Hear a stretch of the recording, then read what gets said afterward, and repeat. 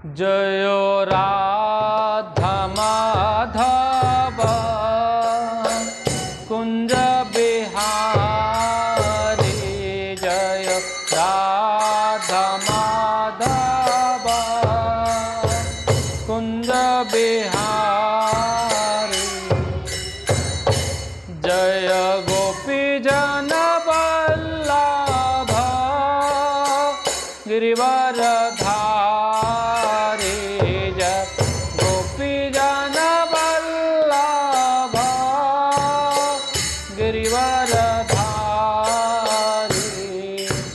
यशोदानंदन व्रज जन रंजन, यशोदा यशोदानंदन व्रज जन रंजन,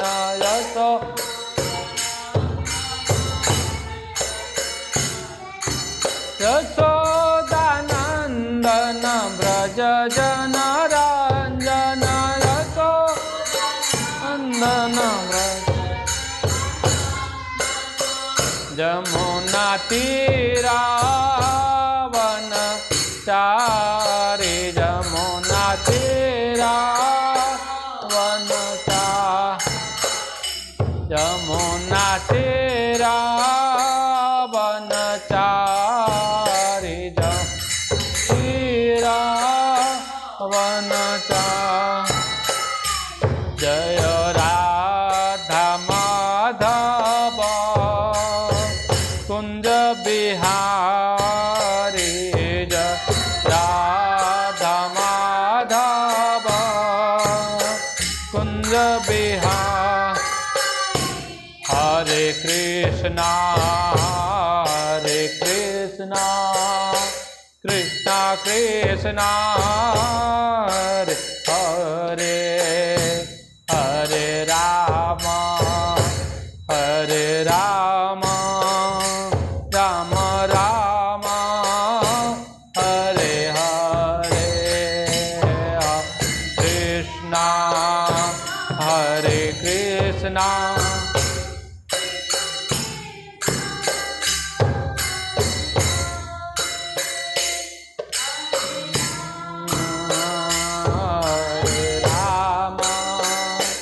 राम राम हरे हरे, हरे कृष्णा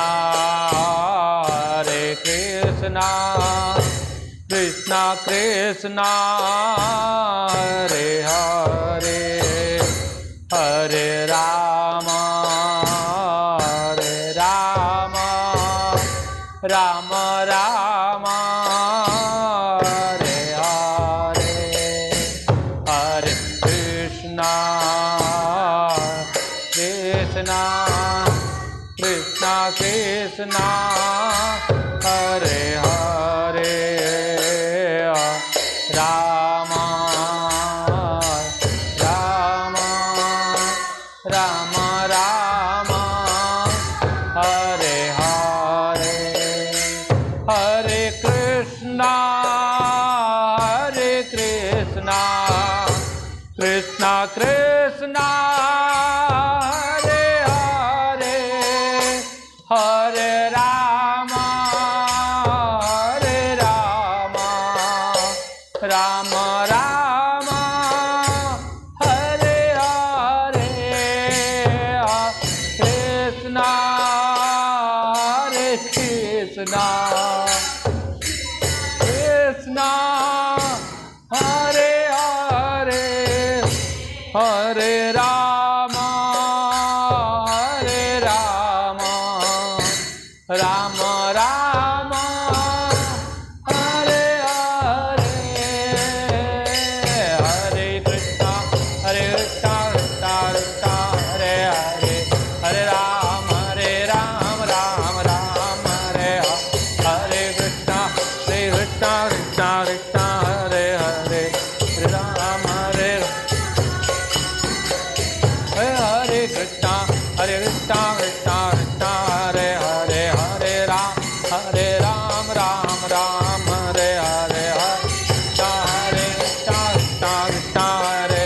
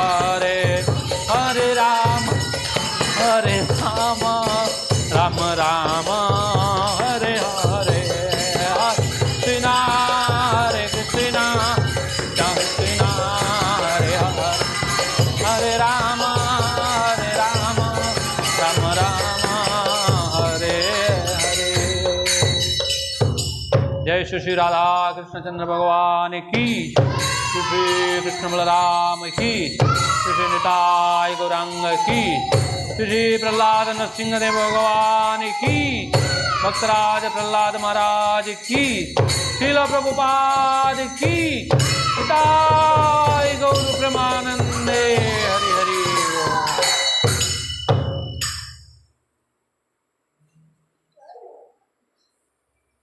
ओम नमो भगवते वासुदेवाय। ओम नमो भगवते वासुदेवाय। ओम नमो भगवते वासुदेवाय। नारायणं नमस्कृत्यं नरं चैव नरोत्तमं देवीं सरस्वतीं व्यासं ततो जयमुदीरयेत्। नष्टप्रायेषु अभद्रेषु नित्यं भागवत सेवया भगवती उत्तम श्लोके भक्तिर्भवती नैष्टिकी। ओम अज्ञानतिमिरान्धस्य ज्ञानञ्जनशलाकया चक्षुर्मिलितं येन तस्मै श्रीगुरुवे नमः। नमो ओं विष्णुपादाय कृष्णप्रेष्ठाय भूतले श्रीमते भक्तिवेदान्त स्वामिनिति नामिने। नमस्ते सारस्वते देवी गौरवाणी प्रचारिणे निर्विशेष शून्यवादी पाश्चात्य देशतारिणे। जय श्री कृष्ण चैतन्य प्रभु नित्यानंद श्री अद्वैत गदाधर श्रीवासादि गौर भक्त वृंद। हरे कृष्णा कृष्णा कृष्णा हरे हरे, हरे राम राम राम हरे हरे। सो आज नरसिम्हा जयंती है। आज एक विशेष दिन है। आज नरसिम्हा देव का आविर्भाव तिथि है। आज के दिन नरसिम्हा भगवान आविर्भाव हुए थे और हिरण्यकशिपु का वध किए थे और भक्त प्रहलाद महाराज को हिरण्यकशिपु के चुंगल से छुड़ाए थे। सो भगवत गीता में बोलते हैं भगवान का अवतार क्यों होता है। सो भगवत गीता में 4 अध्याय 7वां श्लोक में बोलते हैं यदा यदा हि धर्मस्य ग्लानिर्भवति भारत अभ्युत्थानम् अधर्मस्यं तदात्मानं सृजाम्यहम्। सो इसका अर्थ ऐसा है, हे भरतवंशी, जो भी और जहाँ भी धर्म का पतन होता है और अधर्म की प्राधान्यता होने लगती है तब तब मैं अवतार लेता हूँ। सो भगवान बोलते हैं जहाँ पे धर्म का ग्लानि होता है, जहाँ पे लोग धर्म को नहीं मानते हैं, बहुत सारा पाप कर्म में लिप्त रहते हैं, सो धरती का भार बढ़ जाता है, धरती माता सह नहीं पाती है, तब भगवान अवतार लेते हैं। क्यों लेते हैं? कि दुष्टों का विनाश करने और भक्तों का रक्षा करने के लिए। इसका अगला श्लोक में बोलते हैं परित्राणाय साधूनां विनाशाय च दुष्कृतां धर्म संस्थापनार्थाय संभवामि जुगे जुगे। सो परित्राणाय साधूनां, साधुओं की रक्षा करने के लिए, और विनाशाय च दुष्कृतां, विनाशाय च दुष्कृत मीन्स जो दुष्ट लोग होते हैं, राक्षस स्वभाव का जो लोग होते हैं, उनका विनाश करने के लिए और भक्त लोगों का रक्षा करने के लिए धर्म संस्थापना था, और धर्म का पुनः स्थापना करने के लिए क्या करते हैं भगवान? संभवामि युगे युगे। भगवान हर युग में, युगे युगे मीन्स हर एक युग में, जहाँ जिस युग में ऐसा धर्म का विनाश होता है, अधर्म का प्राधान्य बढ़ता जाता है, सो भगवान अवतार लेते हैं। सो भगवान का अवतार लेने का 2 ही काम है। क्या है? एक राक्षसों का विनाश करना, दुष्टों का विनाश करना, और दूसरा भक्तों का रक्षा करना। सो कभी कभी लोग पूछते हैं भगवान ये कार्य दूसरे से करा सकते हैं। जैसे भगवान के बहुत सारे कर्मचारी हैं, जैसे देवता लोग हैं, देवी लोग हैं, भगवान किसी से भी ये काम करा सकते हैं। सो स्वयं क्यों आते हैं? अभी देख लीजिए दुर्गा देवी, भगवान के माया शक्ति, बहिरंगा शक्ति, भगवान दुर्गा देवी को भेज के किसका विनाश कराए थे? किसका नाश किए थे? महिषासुर का। महिषासुर का वध करने के लिए भगवान दुर्गा देवी को वो कार्य सौंपे थे। सो उसी तरह भगवान किसी ना किसी के माध्यम से ये कार्य कर सकते हैं, लेकिन खुद क्यों आते हैं? क्योंकि उनको भक्तों को रक्षा करना जो है। सो भक्त भी सोचते हैं भगवान स्वयं आए और हमारा रक्षा करे तो उनको भी थोड़ा अच्छा लगता है। अभी हम जिस भगवान का, जिस देवता का पूजा करते हैं, अगर हमारे पास कोई विपत्ति आए, अगर वो स्वयं आके हमारा रक्षा करे तो हमारे खुशी बहुत गुना ज़्यादा बढ़ जाता है। लेकिन अगर वही दूसरे से काम वो भगवान करा दे तो हमको उतना संतुष्टि नहीं मिलता है। भगवान को स्वयं आना चाहिए था ना। जैसे एक उदाहरण दे, अभी अगर हम किसी कष्ट में हैं और हम किसी से अपेक्षा रखते हैं, हमारा किसी दोस्त से, किसी मित्रों से, कि वो आए और हमारा रक्षा करे। अगर उस जगह पे हमारा जो मित्र है वो नहीं आए, किसी और को भेज दे, तुम जाओ उसको रक्षा करो, वो आता है हमारा रक्षा करता है, लेकिन हमें उतना खुशी नहीं मिलता है। क्यों? हमारे मन में एक अपेक्षा रहता है कि अगर वो स्वयं आया होता, हमारा रक्षा किया होता तो हमको और खुशी मिलता था, है ना। सो उसी तरह भक्तों का मन में भी इच्छा रहता है कि भगवान स्वयं आते और हमारा रक्षा करते, तो भक्तों का एक खुशी 10 गुना ज़्यादा बढ़ जाता है। सो इसीलिए भगवान खुद आते हैं किसी ना किसी अवतार के रूप में। सो आज हम हिरण्यकशिपु को वध करने के लिए भगवान नरसिंह रूप में प्रकट हुए थे। आज के दिन, आज उनका आविर्भाव तिथि है, उसके बारे में थोड़ा उनका कथा सुनेंगे। सो हिरण्यकशिपु नाम का एक राक्षस होता था और उनका भाई हिरण्याक्ष। दोनों भाई बहुत ही मंद बुद्धि के, मंद स्वभाव के थे, है ना। सो वो धरती पे सभी भक्तों को बहुत कष्ट देते थे। क्यों देते थे? वो बोलते थे कि हमें भगवान के रूप में पूजा करो, हम ही भगवान हैं। सो कोई कृष्ण या विष्णु ये कोई भी नहीं है, वो सब माया भी है, वो भगवान नहीं है। सो हमारा पूजा करो, हम सबको सुरक्षा देंगे, नहीं तो सबका विनाश करेंगे। सो जो उनके पूजा करते थे वो सुरक्षित रहते थे, जो उनको पूजा नहीं करते थे, हिरण्यकशिपु उनको बहुत प्रताड़ना करता था, बहुत तरह का यातना देता था, नहीं तो उनका हत्या कर देता था।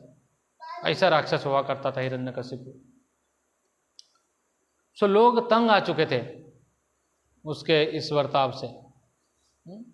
क्या करेंगे? सभी भगवान को प्रार्थना करते थे, हे प्रभु हमें बचाओ, हमें बचाओ, अब इसका कष्ट हमसे सहा नहीं जाता। तो भगवान हिरण्यकशिपु के पास एक भक्त भेजते हैं उनके बेटा के रूप में। सो उनका बेटा का नाम होता है प्रहलाद महाराज, भक्त प्रहलाद। उनका बेटा के रूप में वहाँ पैदा हुआ। देखिए भगवान का लीला कैसा है, कैसे भगवान और राक्षस का विनाश करते हैं। सो जो भक्त के रूप में उनको भेजे, सो वो शुरू से ही स्वभाव से भक्त था प्रहलाद महाराज। सो हिरण्यकशिपु बोलता था हमें भगवान बोलो, जबकि उनका पिता है वो। लेकिन उनका बेटा बोलता था नहीं, आप भगवान नहीं है, भगवान कोई दूसरा है, हम आपका पूजा क्यों करें, हम भगवान विष्णु की पूजा करेंगे। लेकिन हिरण्यकशिपु के सामने कोई विष्णु का नाम ले तो उनका पारा चढ़ जाता था, उनको गुस्सा आ जाता था। विष्णु, क्योंकि उनके भाई को विष्णु भगवान वध किए थे वराह रूप में। तो इसलिए विष्णु के प्रति उनको क्रोध था, हिंसा था। इसलिए जो भी विष्णु का नाम लेते था उस समय उसका वध किया जाता था। हिरण्यकशिपु उसको अपना आदमी भेज के, अपना सहचर्य भेज के उनका वध कर देते थे। उस समय विष्णु का नाम कोई नहीं लेता था डर के मारे। लेकिन जो उनका बेटा भक्त के रूप में उनके वहाँ पैदा हुए, वो हमेशा विष्णु विष्णु विष्णु विष्णु करते थे, हमेशा विष्णु को ही पूजा करते थे। छोटा उम्र से, जब उनको 5 साल का उम्र हुआ, उनको शिक्षा के लिए गुरुकुल में भेज दिए राक्षसों का पास। जो उनके गुरु थे, उनके शुक्राचार्य के 2 बेटा थे, राक्षसों का गुरु शुक्राचार्य हुआ करते थे। सो उनके 2 बेटा थे, संडा और अमर्क। सो उनके पास भेज दिए पढ़ने के लिए उनको, राक्षस बुद्धि सभी सिखा उनको। राक्षसों का बेटा राक्षस बुद्धि सीखेगा नहीं तो और क्या सीखेगा, है ना। अभी अगर किसी का पिताजी खेत में हल जोतता है, उसको बेटा की हल कैसे जोतना है उसको सिखाएगा। कोई शिक्षक है, उसका बेटा को शिक्षक कैसे बनाना उसको सिखाएगा। उसी तरह हिरण्यकशिपु क्या किया, अपने बेटा को राक्षसों के पास गुरुकुल में भेज दिया पढ़ने के लिए। सो वो बहुत कोशिश की है उसको ये राक्षस स्वभाव सिखा। राक्षस स्वभाव क्या है, किसको बोलते हैं राक्षस स्वभाव? मैं और मेरा, ये 2 चीजें राक्षस स्वभाव का बर्ताव। मैंने किया है, सब कुछ मेरा है, अगर कोई वहां पे आता है उसको मारो। ये है राक्षस स्वभाव। तो ये बुद्धि जब उसको शुक्राचार्य के बेटा दोनों उसको सिखाने लगे, प्रहलाद महाराज उसको नहीं पढ़ते थे। बोले ये सब आप गलत बता रहे हैं, मैं कुछ भी नहीं हूँ, मेरा कुछ भी नहीं है, सब कुछ किसका है? भगवान का। मुझे भी भगवान इस धरती पर भेजे हैं उनका सेवा करने के लिए। यहाँ मेरा बोले तो कुछ भी नहीं, मेरा बोल के कुछ भी नहीं है यहाँ पे इस संसार में, सब कुछ भगवान का है। सो भगवान के कीर्तन करो, भगवान का गुणगान करो, भगवान का पूजा करो। सो संड अमर को बहुत गुस्सा आता था, उनके जो गुरु थे वो कितना भी कोशिश किए उनको राक्षस बुद्धि सिखा नहीं पाए, कितना भी कोशिश किए। और भक्त प्रहलाद महाराज जो थे, उनके जो मित्र थे 5 साल के 6 साल के उम्र के प्रहलाद महाराज, उनको भी भगवान के कथा सुनाते थे, भगवान के बारे में बताते थे, हमारे जीवन का लक्ष्य क्या है बताते थे। सो ये देख के उनके गुरु को और गुस्सा आया कि तुम तो खुद नहीं पढ़ रहे हो और दूसरे को भी पढ़ने नहीं दे रहे हो, है ना। सो क्या करेंगे अभी? उनको भी मन में डर था। राजा के पास जब लेके जाएंगे, राजा बोलेंगे हमारे बेटे को क्या शिक्षा दिया, जब ये जाके विष्णु का गुणगान करेंगे तो हमारा हत्या कर दिया जाएगा। उनका मन में बहुत डर था। तो एक बार हिरण्यकशिपु जो प्रहलाद महाराज के पिता हुए, उनको बुलाते हैं घर पे, छुट्टी में जैसे बच्चे लोग जाते हैं छुट्टी में, प्रहलाद महाराज घर पे आते हैं। तो प्रहलाद महाराज को अपने गोद में बैठाते हैं, क्योंकि पिता और बेटा का जो रिश्ता है इतना दिन के बाद आया है गुरुकुल से, उनको बैठा के उनको गुरु दोनों सामने खड़े रहते हैं, पूछते हैं प्रहलाद हिरण्यकशिपु, बेटा तुमने गुरुकुल में क्या सीखा, तुम्हारे गुरु ने तुमको क्या सिखाया हमको बताओ। सो प्रहलाद महाराज विष्णु भगवान का गुणगान करने लगते हैं। ये सुन के हिरण्यकशिपु को बड़ी गुस्सा आता है, क्या तुमने यही सिखाया? उनको गुरु को पूछते हैं क्या, तुरंत अपने गोद से प्रहलाद महाराज को नीचे उतार देते हैं। बोले क्या यही सीख के आया तुमने? तुम्हारे गुरु तुमको यही शिक्षा दिए हैं, मैंने इसलिए भेजा था तुमको वहां।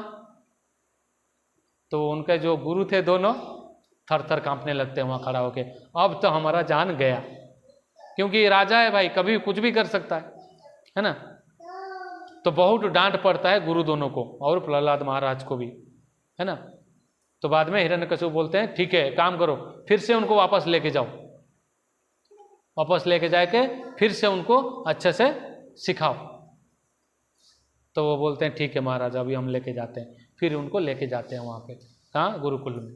लेके जाने के बाद प्रहलाद महाराज का बदलाव कुछ नहीं आता है उनके स्वभाव में। वो पहले जैसे विष्णु का गुणगान करते थे, फिर से वापस जाके वही विष्णु का गुणगान करने लगते हैं।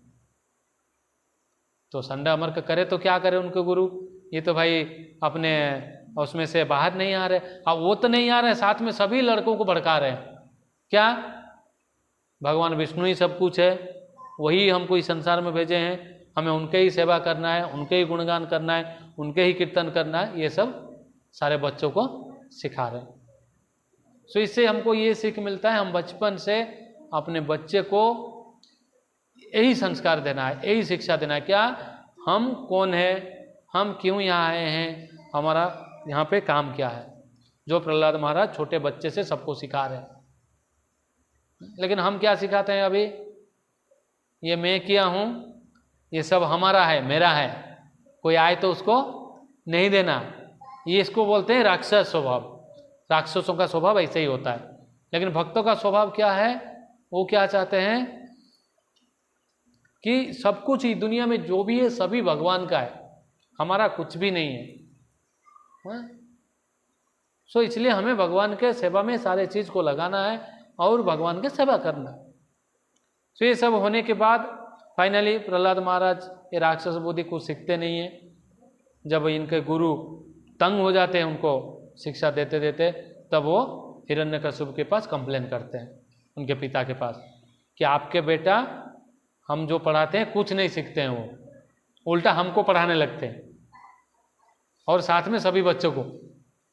सो अभी हम इनको पढ़ा नहीं पाएंगे। तब हिरण्यकशिपु को, उनके पिता को बहुत गुस्सा आता है। बोले ठीक है, ऐसा बेटा हमको नहीं चाहिए जो हमारा बात नहीं सुनता है। और हमारे शत्रु विष्णु को हिरण्यकशिपु अपना शत्रु मानते थे कि हमारे शत्रु का जो पूजा करे, जो गुणगान करे, उसका भी हत्या कर दो, वो चाहे हमारे बेटा क्यों ना हो। सो क्या करते हैं, प्रहलाद महाराज को तरह तरह का यातना देते हैं, कष्ट पहुंचाते हैं। कभी पहाड़ के ऊपर से फेंक देते हैं, कभी सांप, एक घर में पूरा विषैला सांप रख के उस घर के अंदर छोड़ देते हैं, कभी खीर के अंदर विष मिला के उनको पीने के लिए दे देते हैं, कभी हाथी के नीचे उनको सुला के उनके ऊपर हाथी चढ़ाते हैं। इस तरह तरह का कष्ट देते हैं, लेकिन उनको कुछ नहीं होता, वो हमेशा भगवान का ध्यान कर, ओम नमो भगवते वासुदेवाय। कोई भी कष्ट आए, ओम नमो भगवते वासुदेवाय, आंख बंद करते हैं और प्रार्थना करते हैं। किसको? भगवान को, विष्णु को। सो विष्णु उनको, भगवान विष्णु उनको हर तरह के कष्ट से पार कर देते हैं। इतने सारे कष्ट देने के बावजूद भी कुछ नहीं होता है, देख के हिरण्यकशिपु का पारा चढ़ जाता है। उनको बहुत गुस्सा आता है, अभी करे तो क्या करे इस बच्चे के साथ। वो भगवान का नाम लेना बंद ही नहीं करता है, और वो भी छलिया विष्णु उसको हर कष्ट से बाहर ले लेता है उसको। तो ये लोग क्या करते हैं, उसकी एक बहन होती है हिरण्यकशिपु के, होलिका करके। वो होलिका बोलती है, भैया ये बच्चे को मुझे दे दो, मैं जला देता हूँ। होलिका के पास एक वरदान रहता है कि मैं आग में जलूंगा नहीं, आग उसको जला नहीं सकता। किसको? उनके बहन होलिका को। तो ये बच्चे को मुझे दे दो, मैं उसको लेके गोद में बैठता हूँ, आप चारों तरफ से आग लगा दो, मैं तो जलूंगा नहीं, लेकिन ये बच्चा जल के भस्म हो जाएगा।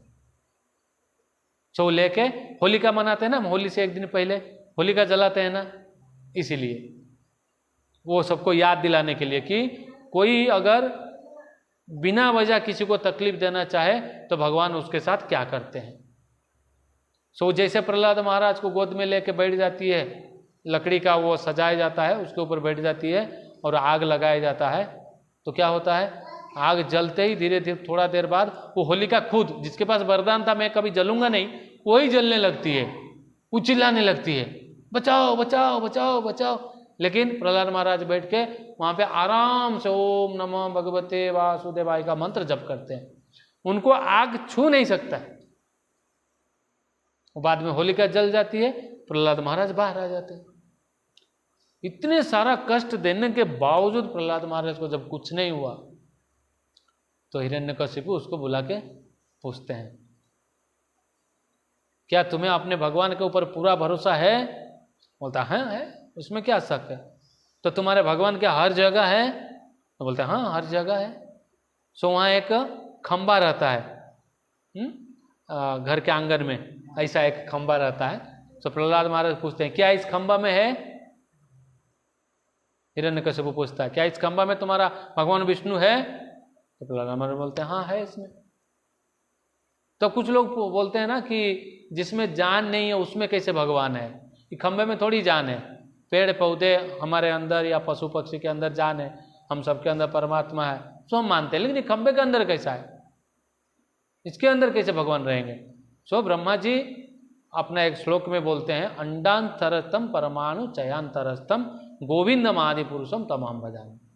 कण कण में भगवान बसे हुए हैं, परमाणु छोटा छोटा पत्थर में भी अणु परमाणु हर जगह भगवान है। सो हिरण्यकशिपु बोलता है ठीक है, अगर तुम्हारा भगवान इसमें है, मैं इस खंबा को अभी तोड़ता हूं, अगर निकला तो ठीक है, नहीं तो तुम्हारा वध करूंगा मैं अभी। अगर तुम्हारा भगवान भी यहां से निकलता है तो उसको भी वध करूंगा अभी, बताओ तुम्हारा भगवान यहाँ है कि नहीं। बोल के आपने वो जो खड्ग रहता है, तलवार रहता है, उससे वो खंबा को जोर से आघात करता है, काटता है। जैसे ही खंबा को उसने टच किया और खंबा टूटने लगा, उसमें से एक भयंकर आवाज आता है। किसका? सिंह का, लायन का। सिंह कैसे गर्जन करता है, कैसे आवाज देता है, वैसा पूरा धरती कांपने लगता है उस आवाज से, इतना जोर से आवाज आता है। तो भगवान उस खंबा को तोड़ के उसमें से निकलते हैं हिरण्यकशिपु के सामने। हिरण्यकशिपु देख के आश्चर्य होता था, अरे इसमें से कैसे निकला? वो निकला भी तो कैसे निकला, कौन सा रूप में निकला? आधा नर आधा सिंह, आधा मानव आधा पशु, इसलिए उनका नाम पड़ा नरसिंह भगवान। भक्त वत्सल नरसिंह देव भगवान की। तो इसलिए उनका नाम पड़ा नरसिंह। सो निकलते ही दोनों के बीच में युद्ध चला। सो कहाँ वो भगवान को इतना क्रोध आया था कि हमारा उनका भक्त को इतना यातना दिया है हिरण्यकशिपु ने, वो फिर भी भगवान को नाम जप करना नहीं छोड़ा। इसलिए वो निकल के हिरण्यकशिपु का संहार करने के लिए भयंकर रूप में निकले। देखते हो ना जंगल में जैसे शेर या ये सिंह गर्जन करते हैं किसी का पशु का शिकार करने के लिए, कैसा भयंकर रूप रहता है उनका, उसी रूप में निकले भगवान। पूरा बड़ा बड़ा नख है, नखून, उसमें जैसे कि लग रहा था कि अभी पूरा सृष्टि का विनाश हो जाएगा, ऐसा लग रहा था, ऐसा उग्र रूप था उनका। हिरण्यकशिपु तो निर्भय था, वो तो उनको क्यों निर्भय था, वो सोचा था मुझे कोई नहीं मार पाया। क्यों? उनको ब्रह्मा जी से वरदान मिला था। हिरण्यकशिपु भगवान से बदला लेने के लिए तपस्या किया था, कई साल एक पैर में खड़ा होके तपस्या किया था उसने, शक्ति प्राप्त करने के लिए, ताकि भगवान को युद्ध में परास्त कर सके, है ना। सो ब्रह्मा जी जब उसके तपस्या से संतुष्ट हुए तो वो वरदान मांगा था। ब्रह्मा जी उसको वरदान देने के लिए पूछे क्या वरदान चाहिए, तो उस समय हिरण्यकशिपु क्या वरदान मांगा था, मैं रात को भी नहीं मरूंगा, दिन में नहीं मरूंगा। कब नहीं मरूंगा? रात को भी नहीं मरूंगा, दिन में भी नहीं मरूंगा। लेकिन जब भगवान वहां पे निकले उस खंभे में से, कौन सा समय था? शाम का समय था, ना दिन ना रात, शाम बोलते हैं ना उसको, ना दिन था ना रात था, शाम के समय में भगवान निकले। आज ही के दिन भगवान का जो प्राकट्य हुआ था, जो अवतार हुआ था, आज ही के दिन शाम को निकले। बाद में क्या बोला था, मैं घर के अंदर भी नहीं मरूंगा, घर के बाहर भी नहीं मरूंगा। तो भगवान कहाँ पे प्रकट हुए? चौखट में, ना घर के अंदर ना घर के बाहर, है ना। उसके बाद ना किसी अस्त्र से मरूंगा ना किसी शस्त्र से मरूंगा, कोई अस्त्र मुझे नहीं मार सकता है, कोई शस्त्र भी मुझे नहीं मार सकता है। तो भगवान उसको कैसे मारेंगे? अभी नखून, जो सिंह का, लायन का जो नखून रहता है, नखून कितना शार्प रहता है, भगवान उसको ना धरती के ऊपर मरूंगा ना धरती के नीचे, ना जमीन पे ना आसमान में। तो भगवान क्या किए, उधर बैठ के अपने जांग के ऊपर पटक दिए उसको। किसको? उस राक्षस हिरण्यकशिपु को। ना धरती में टच हुआ ना आसमान में, बीच में हिरण्यकशिपु को अपने गोद में रखे और अपने नाखून से उस हिरण्यकशिपु को चीर दिए, है ना। लेकिन हिरण्यकशिपु को क्या लग रहा था कि मैं तो मरने वाला नहीं हूं भाई, वो कोई भी आए मेरे सामने, मैं ही तो सबसे शक्तिशाली हूं, क्योंकि मुझे वरदान जो मिला है ना। लेकिन भगवान उनसे ज्यादा चालाक रहते हैं। जो हम सोचते हैं कभी कभी हम धोखा देंगे सामने वाले को, या चीटिंग कर लेंगे, या हमको कोई नहीं देख रहा है, हम सबसे शक्तिशाली हो गए, नहीं, भगवान के सामने किसी का नहीं चलता है। वो कुछ भी कर सकते हैं, कितना भी शक्तिशाली कोई भी रहे, भगवान उसका विनाश कर सकते हैं। तो उसी तरह भगवान नरसिंह रूप में आविर्भाव हुए और हिरण्यकशिपु को अपने नखून से चीर दिए। और इतने गुस्से थे भगवान उस समय, जैसे भगवान उसका वध किया, सारे देवता वहां पे प्रकट हुए, सारे देवता, नारद मुनि, सारे देवता, ब्रह्मा जी, शिव जी, लक्ष्मी जी, सभी प्रकट हुए वहां पे, सभी भगवान का जय जयकार कर रहे थे, बोलो नरसिंह देव भगवान की। क्योंकि इस राक्षस का अंत जो हुआ, जो सारे उसके राज्य में जो भी थे, सभी को इतना तंग करके रखा था उसने। लेकिन भगवान का जो उग्र रूप था, जो क्रोध था, वो शांत नहीं हो रहा था। अगर कोई बहुत ज्यादा लोगों का हत्या करता है, उसका स्वभाव कैसे रहेगा? उस समय वो हत्या करने का ही मूड में रहेगा, कोई भी सामने आए मार देगा उसको, क्योंकि वो उस समय उसका माइंड पूरा चेंज हो चुका होगा, मन उसका बदल गया, स्वभाव उसका बदल गया होगा, हत्या करने के चक्कर में रहेगा वो। उसी तरह नरसिंह भगवान ऐसा लग रहे थे कि अभी ये सृष्टि का विनाश कर देंगे, इतना भयंकर रूप था। तो अभी उनके पास जाए तो कौन जाए, उनको शांत कौन कराए? अभी तो सभी एक दूसरे में बात कर रहे थे, उनके पास कौन जाए, सभी डर से, देवता सब कांप रहे थे, एक दूसरे को तुम जाओ तुम जाओ तुम जाओ। लेकिन सब मिलके लास्ट में लक्ष्मी देवी जो उनके पत्नी है वो भी नहीं जा रही थी डर के मारे, इतना भगवान क्रोधित थे।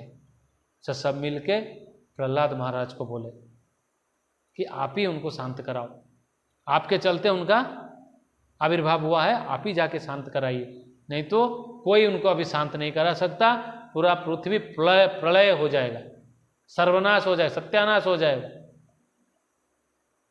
तहस नहस हो जाएगा, अभी कुछ भी करेंगे वो, अभी कौन शांत कराएगा उनको।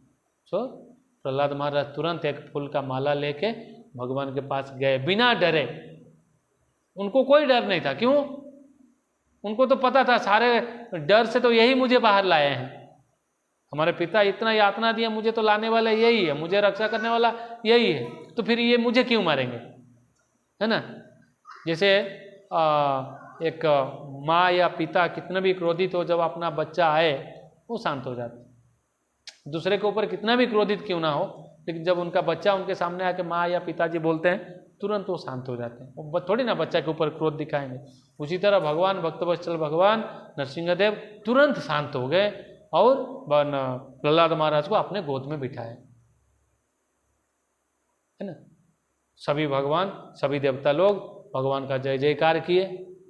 चलो अभी भगवान का गुस्सा तो शांत हुआ कम से कम, है? सभी उनका स्तुति किए। सो नरसिंहदेव प्रहलाद महाराज के सर पे हाथ रखें, जैसे ही सर पे हाथ रखें तुरंत प्रहलाद महाराज को अंदर से ज्ञान आने लगा, तो पहले से थे ही, है? और वो भी भगवान की स्तुति किए, बहुत सारे मंत्र पढ़े, श्लोक पढ़े, भगवान की स्तुति किए। उसके बाद नरसिंहदेव ने प्रहलाद महाराज को पूछे, अभी तुमको मैं कुछ वर देना चाहता हूँ, मांग लो, अभी मैं तुम्हारे भक्ति से संतुष्ट हूँ। तो प्रहलाद महाराज बोलते हैं नहीं, मुझे कुछ भी नहीं चाहिए, आप जो हमारे सामने आए बस वही काफ़ी है हमारे लिए। भगवान का दर्शन करना इतना आसान है क्या?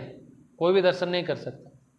सो भगवान का दर्शन हुआ, आपके दर्शन हुए मुझे, बस मुझे और कुछ भी नहीं चाहिए। सो भगवान बोलते नहीं, कुछ तो तुमको लेना पड़ेगा, है ना, बिना लिए कैसे होगा। तो प्रहलाद महाराज बोलते हैं अगर आप देना ही चाहते हैं तो ऐसा कीजिए, जो मेरे पिताजी जो आपके ऊपर हमेशा द्वेष करते थे, हमेशा आपको मारने के लिए सोचते थे, सो उनको मुक्ति दिला दीजिए। क्या? उनको मुक्ति दिला दीजिए, नहीं तो भगवान के सिवा और कोई मुक्ति नहीं दे सकता। तो भगवान बोलते हैं ठीक है, अभी खाली आपके पिताजी को नहीं, मैं आपके 14 पीढ़ी को मुक्ति दे दूंगा। और भविष्य में कोई भी एक भक्त अगर आपका जैसा निकला, शुद्ध भक्त, कोई भी प्रहलाद महाराज का जैसा, उनके जैसा शुद्ध भक्त हुआ, तो उनका भी 14 पीढ़ी मतलब क्या? उनका दादा, उनका पिताजी, उनके दादा, परदादा, ऐसा 14 पीढ़ी को मुक्ति मिल जाएगा। तो देखिए भक्ति करने से कितना फायदा है।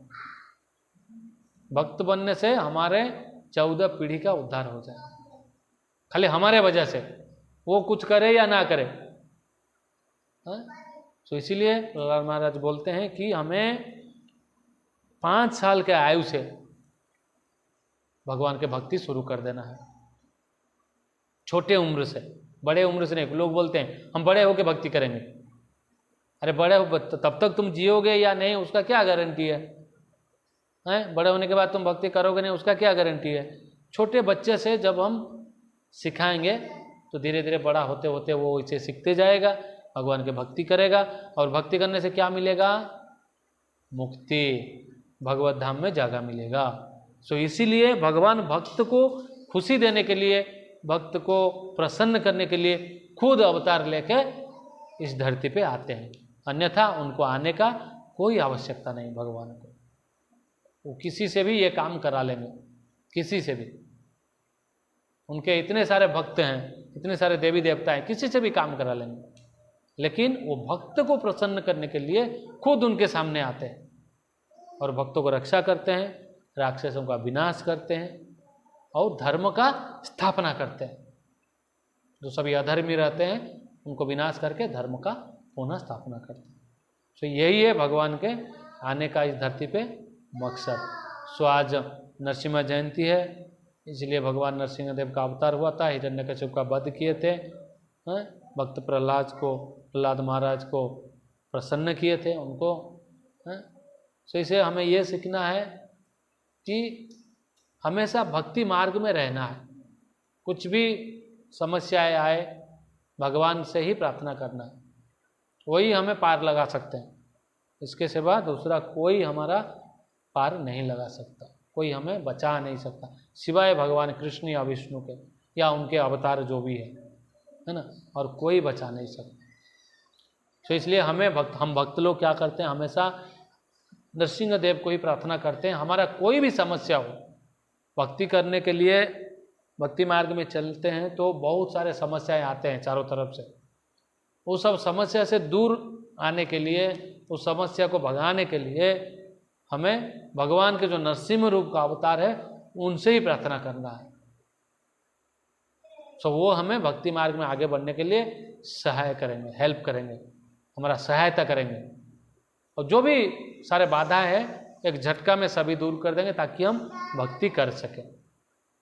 तो इसलिए हमें नरसिंहदेव का प्रतिदिन, नित्य प्रतिदिन प्रार्थना करना है, उनसे यही प्रार्थना करना है कि हमारे जो भी समस्याएं हैं उससे हमें बचाए। जैसे प्रहलाद महाराज को बचाएं भगवान ने हर समस्या से, वैसे हमें भी बचाए। हम किस लिए बचाएं? ताकि हम भक्ति कर सकें, खा पी के आराम से सो ना सके, इसलिए नहीं, भक्ति भगवान का कर सके। भक्ति में ही शक्ति है ना। सो आज नरसिंहदेव का आविर्भाव का तिथि है। हम सभी भगवान के सामने यही प्रार्थना करेंगे कि हमें भक्ति मार्ग में जाने के लिए हमारे जो भी बाधा हैं हमें दूर करें और हमें भक्ति में लगाए रखें, है ना। बोलो जय श्री नरसिंहदेव भगवान की जय, भक्तराज प्रहलाद महाराज की जय, शिल प्रभुपाद की जय, निताई गौर प्रेमानंदे, हरि हरि बोल।